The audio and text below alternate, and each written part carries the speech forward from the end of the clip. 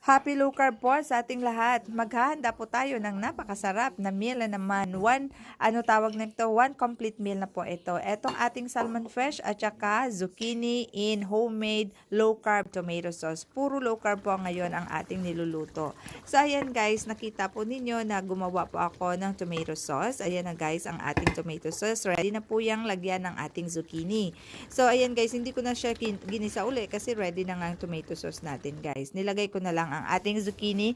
Tapos halu-haluin na lang natin yung ating tomato po na ginawang tomato sauce. 1 kilo po yan. Tapos ang ating zucchini na dinagdag ay 6 na kapiraso. Yung medium sizes lang po. Kayo na lang po magkalkula ng inyong zucchini kung depende po sa inyong tomato sauce kung gaano kadami. So ayan guys, nagdagdag na lang ako ng asin at saka powder black pepper kasi syempre nadagdagan na ng zucchini ang ating tomato sauce. Ayan guys, halu-haluin natin ito.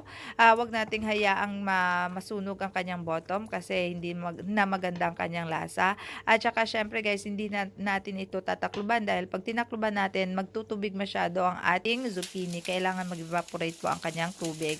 Kailangan po nasa low fire lang po ang ating pagkaluto ng ating zucchini. Pag nakita natin medyo transparent na yan, madali na lang po. Ang ating zucchini, kapag transparent na madali na po na yan maluto. So ayan na, wala nang gaanong tubig, di ba? Tapos nagumpisa na akong inumpisan ko ng lutuin pa lang aking salmon fish. So nakikita nyo to po ang ating zucchini. Super yummy po yan.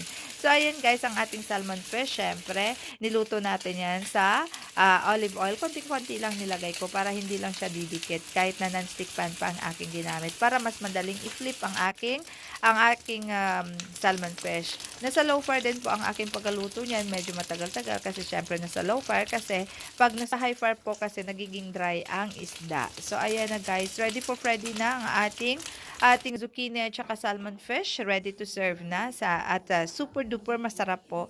Try nyo po as in magugustuhan ng buong pamilya nyo po. So ayan guys, happy low carb po sa ating lahat at hanggang sa muli.